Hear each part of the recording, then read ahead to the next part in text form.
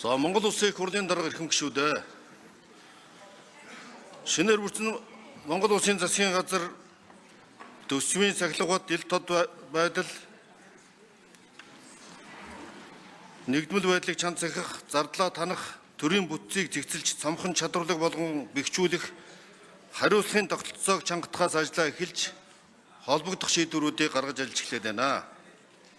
Энэ хүрээнд улсын эдийн засагт тулгараад буй сорилт эрсдлийг тооцож үзсний үндсэн дээр төсвийн тухай хуулийн 34-р зүйлийн 34-1-2, 34-1-4 дэх заалтыг үндэслэн Монгол Улсын 2025 оны төсөвт хийх хяналтын тодтголыг боловсрууллаа. Шинжлэн боловсруулсан Монгол Улсын нэгдсэн төсвийн 2025 оны төсвийн хүрээний мэдэгдэл 2026-аас 2027 оны төсвийн төсөөллийн тухай хуулийн төсөлтөд нийцүүлэн энэхүү төсвийн тодтголыг боловсрууллаа. За эрхэм гишүүдээ, Монгол Улсын ерхий сайдын хариуцлагатай албан тушаал томилогдож засгийн газар бүрэн бүрэлдэхүүнээр ажиллаж ирснээс хойш ердөө 7 хоног өнгөрч байна. Энэ 7 хоногийн хугацаанд геополитикийн сөргөлдөөн, мөргөлдөөн улам дамжирч, Иран, Израилийн зэвсэгт мөргөлдөөнөөр үргэлжиж дэлхийн эдийн засгийн төлөв байдалд эрсдэл нэмэгдлээ. Нүүрсний үнийн огцон уналтаас голлон шалтгаалж төсвийн орлого 3.2 их найдаар 80 төгрөгөөр тасрах бодит нөхцөл байдал үүссэн байна. Яг 7 хоногийн өмнө танилцуулж байхад нүүрсний үнийн төлөв байдал шалтгаалсан төсвийн тодтгол, төсвийн орлогын бууралт 2.3 их найд гэж тооцогдож байсан бол 7 хоногийн дотор ийм өөрчлөлт гарч байна. Энэ нөхцөл байдал цаашдаа дамжирч болзошгүй байна. Хэрэв төсөвт яаралтай тодтгол хийж төсвийн үр ашиггүй зарлуудыг танаж, төвчиж болох урсгал зарлуудаа танаж, импортыг нэмэгдүүлэх хөрөнгө оруулалтын зардлыг бууруулахгүй тохиолдолд инфляц улам эрчимжиж, валютын ханш суларч, улмаар энэ нь иргэдийн аж амьдрал, хувийн хөвшил, баялаг бүтээгчдийн хэвийн үйл ажиллагаанд томоохон эрсдэл учруулж болзошгүй нөхцөл байдлыг үүсгэж байна. Тухайлбал төсөв тодтгол хийхгүй, төсвийн алдагдал оны эцэст 3.2 их найд төгрөгөөр төрсөн тохиолдолд импортын хэмжээ нэмэгдэж, валютын ханш суларч, инфляц үргэлжлэн өсөх эрсдэлтэйг бодит тооцоолол харуулж байна. Олон улсын байгууллагын судалгаагаар Монгол Улсын ерхий орлого нэмэгдээгүй тохиолдолд үнийн өсөлт инфляц 1% нэмэгдэхэд 24,000 орчим хүн ядууралд өртөх эрсдэлтэй гэж тооцныг нь донсон дурдмаар байна. Өөрөөр хэлбэл инфляц 10% нэмэгдэхэд 240,000 хүн амжиргааны баталгаажих төвшин ядуурлын төвшнөөс доогуур орлоготой болох ийм эрсдэлтэй нөхцөл байдал үүсдэг гэж үздэг. Иймээс эдийн засгаа докторжуулж иргэдийнхээ орлого амжиргааг хамгаалах нь засгийн газрын энэ тэргүүний чадвар чансааг шалгасан чухал сорилт болоод байна. Дэлхийн эдийн засгийн нэн эгзэгтэй цаг үед дэлхийн улс орнууд ч гэсэн өөрийн эдийн засгийн онцлог бодлогодоо тохируулсан шаардлагатай тохиргоо өөрчлөлтүүдийг хийж байна. Тухайлбал Оросын улбаны улс, Бразил, Чили, Өмнөд Африк, Сауди Араб зэрэг түүхийн эдийн экспортоос хамааралтай улсууд түүхийн эдийн үнийн огцон уналт, геополитикийн хурцтмал байдалтай уялдуулан төсөвтөө тодтгол хийж эдийн засгаа докторжуулах чиглэл баримталж байна. Инхдээ орлогоо дайчлах, зардлаа бууруулах, төрийн албан агчдын тоог зохистой түвшинд бууруулах арга замыг сонгож үр ашиггүй дэвчиж болох зардлаа танаж, татаас шилжүүлгээ бууруулж, нийгмийн халамжаа оновчтой болгох хөрөнгө оруулалтын төслүүдэд эренблэх зэрэг арга хэмжээнүүдийг олон улсын түвшинд дэлхийн улс орнууд авч хэрэгжүүлж нэгэн тэглээд байна. Ийм учраас Монгол улсын хувьд ч гэсэн төсвийн нэн шаардлагатай бодлого арга хэмжээнүүдийг авч хэрэгжүүлэх, өөрөөр хэлбэл төсвийн тодтголыг зайлшгүй шаардлага үүсч гарлаа. Монгол улсын эдийн засгийн уул уурхаагаас нэг хамааралтай, Монгол улсын экспортын 95% нь уул уурхайн бүтээгдэхүүнээс хамааралтай. Энэ эдийн засаг маань түүхэд буюу уул уурхайн бүтээгдэхүүний түүхэн эдийн үнийн өөрчлөлт эмзэг зарчмын хэвээрээ байна.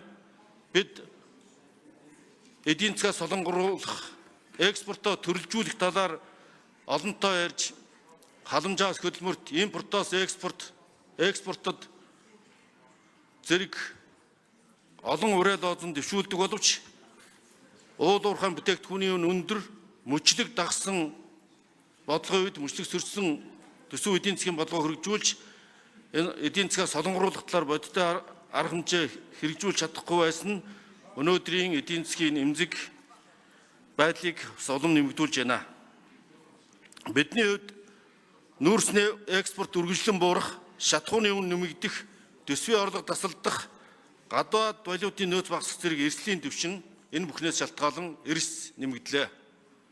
2025 оны төсвийг баталж авах үед нүүрсний үнийг $105 төсөөлж байсан бол хөрш орнуудын аж үйлдвэрийн салбарын идэвхжил саарч нүүрсний үн өнөөдрийн байдлаар $40 буурч ойрын 1-2 жилдээ энэ түвшиндээ хадгалахыг олон улсын банк санхүүгийн байгууллагууд сануулж байна. Орос Украины дан Европ руу чиглэсэн манай худалдаа экспортын гацаа төвжирэл арилах нааштай хандлага ойрын үед ажиглагдахгүй байна. Ийм тодорхой бус нөхцөл байдалд монголчууд бид орлогоо даашлах, зарлага дэвчих, болон нөөцөө даажлахаас өөр гарц бидэнд байхгүй байна. Инглигээд үүслийн хүндэл бэрхшээлийг эгэл ард түмэн хувийн хвшил баялаг бүтээгчдийнхээ нуруунд өрүүлж таарахгүй. Ийм учраас үнийн эрс өсөлтийг бага боловч тодорхой хэмжээгээр аль болох ахиухан бууруулж ард иргэд хувийн хвшлийн нуруун дээр дарамт аль болох бага учруулах замыг сонгож Монгол улсын засгийн газар төр өөрөө бүсэд чангалах хувилбарыг сонгож байна. Төсвийн зардлыг хэмнэж бүтэц бүрэлдэхүүнээ цомгдох нь дан ганц эдийн засгийн шаардлага ус. Монгол төрийн баримтлах ёс зүйн хэм хэмжээнийг нэгэн илэрхийлэл гэж үзэж байна. Төрийн бүтцийг тооноос чанарт шилжүүлэхдээ төсвийн зарлагыг механикаар тасаж, танаж тайрах биш, дунд хугацааны төсвийн доктортой байдал чиглүүлэх бодлогыг засгийн газар баримталж байна. Энэ бол төрийн бүтээмж үр ашгийг сайжруулах томоохон шинжиллийн эхлэл болно гэдгийг онцлон тэмдэглэе. Ингэснээрээ бид төрийн бүтээмжийн шинжилэл, төрийн чадамжийн шинжилгээг хэрэгжүүлж ард иргэддээ ээлтэй ойрхон тэднийгээ сонсдог, үйлчилдэг төр байх төрийн албаны шинжилгээг бас давхар хэрэгжүүлэхийг зорж байгаа гэдгээ бас онцлон тэмдэглэж байна. Энэхүү шинжилгээг дараах 2 үндсэн хэлбэрээр хэрэгжүүлнэ. Нэгдүгээр хэмнэлтийн тодголоор цомхон чадварлаг бүтээмжтэй төрийн алба бий болох шинжилгээг эхлүүлж байна. Монгол улсад төрийн албан агчдын тоо 2024 оны байдлаар 230 мянгад хүрсэн нь манай улсын нийт хүн амын 6.5%, ажиллах хүчний 16 орчим хувьтай тэнцэж байна. Энэ тоо нийт хүн амын өсөлт, төрийн үйлчлэгээний цар хүрээх хүртээмж бод байдлаас хамаардаг нь үнэн. Гэхдээ зохистой түвшинд байх учиртай олон улсын стандарт, олон улсын хөдөлмөрийн байгууллагаас гаргасан тооцоо судалгаатай харьцуулахад манай төрийн алба харьцангуй өндөр, ижил түвшний хөгжиж байгаа орнуудаас бол өндөр байна гэж дүгнэж болно. Энэ шалгуурыг бид хангаж чадж байгаа юу гэдгийг төр өөрөөсөө асуух цаг нэгэнт болсон гэж үзэж байна.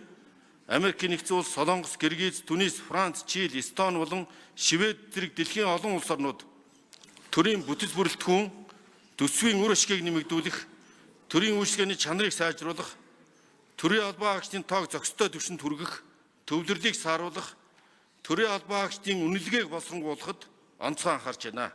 Тухайлбал сул орон тоонд хүн нэмж авахгүй байх, төрийн үр дүнгүй албан тушааллуудыг арилгах, захимжуулах, төрийн албанаас хувийн хвшилд үе шаттай шилжүүлэх, цалин хөлс тусламж урамшууллын бодлогоо сайжруулж оновчтой болгох зэрэг олон арга хэмжээг авч хэрэгжүүлж байна. Тиймээс бусад улс орны туршлага сургамжийг судалж, төрийн чиг үүрэг бүтэц зохион байгуулалтыг салбар бүрд хянан шинжилж, хийдэл давхардлыг арилгах шинжилгээг эхлүүлж байна. Төрийн албаагч доктортой мэрэгчсэн байх зарчимд нийцүүлж, төрийн албаны бүтээмж, үр ашиг, цалин урамшууллын тогтолцоог цаашдаа олон боловсронгуулах нь. Энэ хүрээнд Монгол улсын их хурлаас баталсан Монгол улсын хөгжлийг 2026 оны төлөвлөгөөтэй нийцүүлэн багш эмч нараас бусад төрийн албан агчдын тоог 9% бууруулахаар хэмнэлтийн тодтол тусгалаа. Энэ хүрээнд дарга нарын тоог бууруулах, тэтгэврт гарсан эсвэл сул орон тоонд хүн авахгүй байх, төрийн байгууллагуудын бүтэц зохион байгуулалтыг өөрчлөх, давхардал хийдлийг арилгах, төрийн албан агчны ажлын ачааллыг тэнцвэржүүлэх, мөн доктор суурьшилтаа ажилуулах гэх мэт арга хэмжээг авснаар төсвийн зардлыг 300 гаруй тэрбум төгрөгөөр бууруулна гэж тооцлоо. Төрийн албан агчдын тоог бууруулах нь төр төмнийхөө төлөө зүтгэж буй хувь хүн айл гэрийн амьдралд тэмч таатай нөлөө үзүүлэхгүй.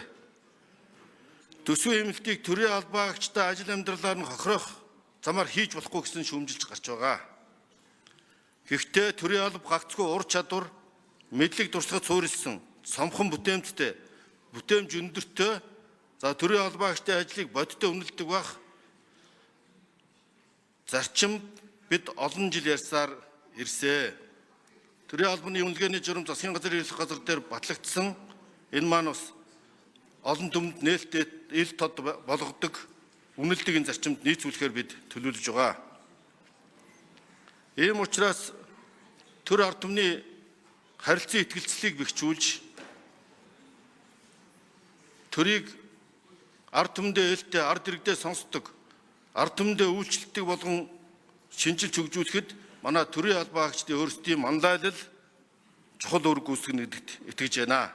Ийм учраас энэ ажлыг яг одоо эхлэх нь Монгол улсын эрх ашигт нийцнэ гэдэгт бид итгэж байгаа. Хувийн хвшил баялаг бүтээгчдийнхээ хувьд ажиллах хүчний дутагдвал хамгийн тулгымцсан асуудал болоод байна. Байгааг холбогдох төрийн бус байгууллагууд хувийн хвшлийнхаа илэрхийлж байгаа. Иймээс төрийн албан агчдын орон тоог бууруулах бодлого нь хувийн хвшил тулгамдаад байгаа ажиллах хүчний дутагдлыг нөхөх бодлоготой нэгт уялдуулж зохис байдлаар хэрэгжих ёстой. Энэ чиглэлээр бид худалдаа аж үйлдвэрийн тэнхим мэргэжлийн холбоотой хамтран ажиллахаар тохирч ажиллах хүчний дутагдлыг нөхөх чиглэлээр хамтран ажиллахаар тохирсон. Өөрөөр хэлбэл бүтцийн өөрчлөлт тамирчсан төрийн албан агчдаа засгийн газар годамжинд гаргаад таяхгүй хувийн хвшлийн бэлэн ажлын байранд зуучлах, сургаж мэрэгшүүлэх зэрэг тодорхой арга хэмжээг худалдаа аж үйлдвэрийн танхим хувийн хвшилтэйгээ хамтран хэрэгжүүлнэ. Засгийн газар хувийн хвшил баялаг бүтээчтэйгээ хамтран ажиллаж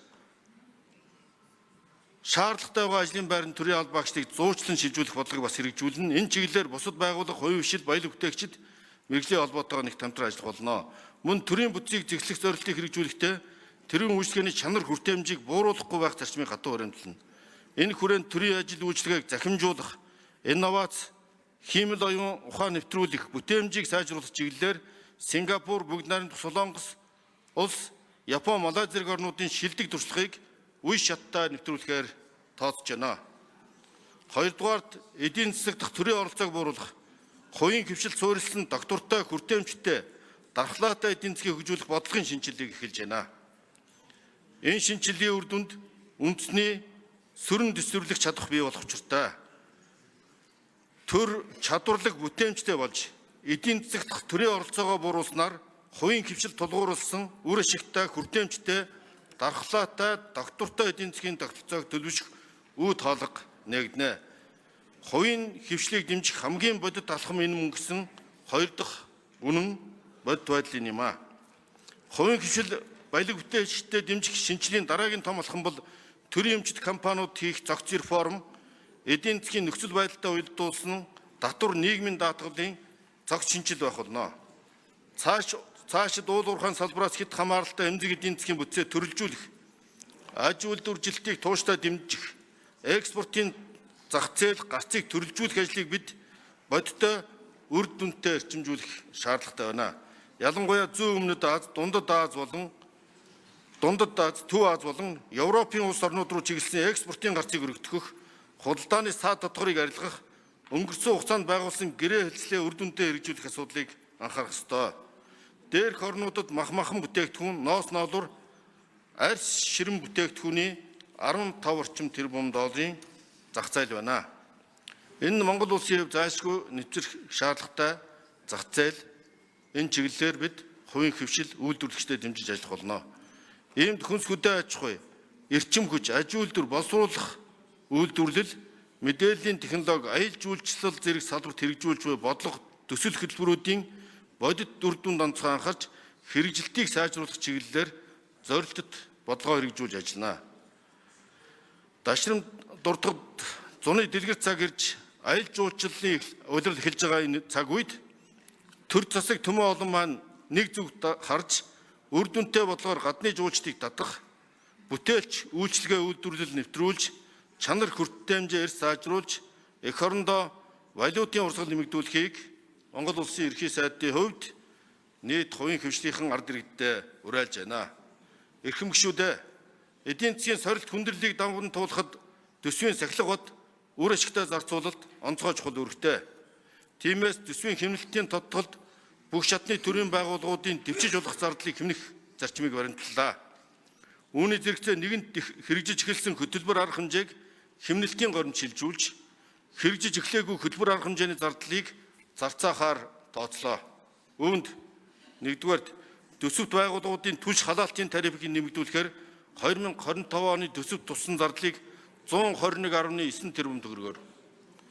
2. Төрийн тусгай байгууллагуудаас бусад бүх шатны төсвийн байгууллагуудын тээвэр шатхуун дотоод албан томилт хичээл үйлдвэрлэл хурал зөвлөгөөний зардлыг 28.9 тэрбум төгрөгөөр. 3. Төрийн өндөр дээд айлчлал болон өндөр түвшний зочин төлөөлөгч хүлээн авахаас бусад гадаад албан томилт зочин төлөөлөгч хүлээн авах зардлыг 4.5 тэрбум төгрөгөөр.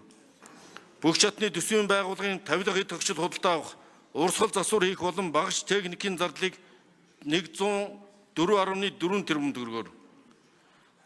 5. Төсвөөс төрийн болон хувийн хвшлийн байгууллагууд долгодог татаасыг 76.8 тэрбум төгрөгөөр. 6. Байгууллагаас олох нэг удаагийн болон бусад төрлийн тэтгэм журамшууллыг 30.2 тэрбум төгрөгөөр. 7. Бүх шатны төсвийн байгууллагуудын хэрэгжүүлдэг хөтөлбөр арга хэмжээний зардлыг 617.3 тэрбум төгрөгөөр хэмнэхээр тооцлоо. Ингэснээр төсвийн зардал 1/80 508.4 тэрбум төгрөгөөр буурнаа. Мөн төрийн хэмнэлтийн тухай хууль заасан хугацаанд худалдаа авах ажиллагааг дуусгаж, гэрээ байгуулаагүй төслүүдийн санхүүжилтийг зогсоох зохицуулалтын хүрээнд засгийн газар 2025 оны 6 дугаар сарын 20-ны өдрийн хуралдаанаараа төсвийн хэмнэлтэд тооцох тухай тогтоол гаргасан. Энэ тогтоол туссан 535.9 тэрбум төгрөгийг нэмж тооцвол нийтдээ 2/80 44.2 тэрбум төгрөгөөр төсвийн зардлыг бууруулж байна. Мэдээж төсөв нэмэгдэх сайхан, зарцуулах сайхан, төсөв хэмнэх, зардал бууруулах хэцүү. Аливаа реформ тодорхой өвдөлт шок өгнө. Гэхдээ ингэхээс өөр аргагүй байгааг манай яам салбарууд, төрийн албан агчид ойлгож хүлээж авна гэж итгэж байна.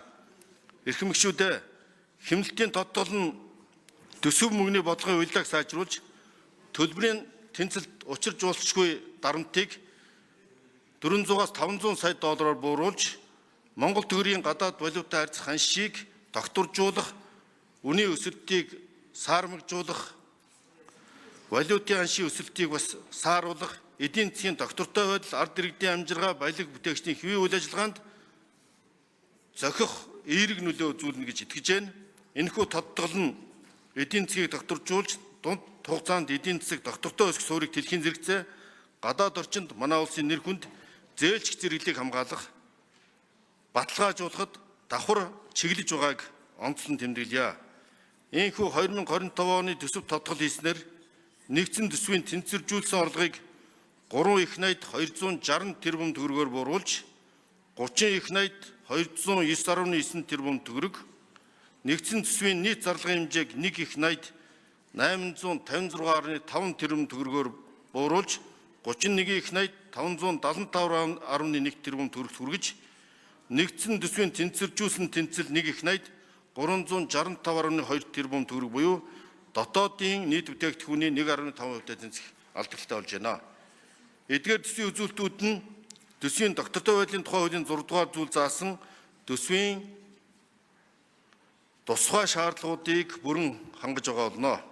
Иймээс Монгол улсын 2025 оны төсвийн тухай хууль өөрчлөлт оруулах тухай, үндэсний баялагын сангийн 2025 оны төсвийн тухай хууль өөрчлөлт оруулах тухай, нийгмийн даатгалын сангийн 2025 оны төсвийн тухай хууль өөрчлөлт оруулах тухай, эрүүл мэндийн даатгалын сангийн 2025 оны төсвийн тухай хууль өөрчлөлт оруулах тухай хуулийн төсөл болон дагалдах хууль тогтоомжийн төслүүдийг хэлэлцэн шийдвэрлэж өгөхийг хүсье. Анхаарал тавьсанд баярлалаа.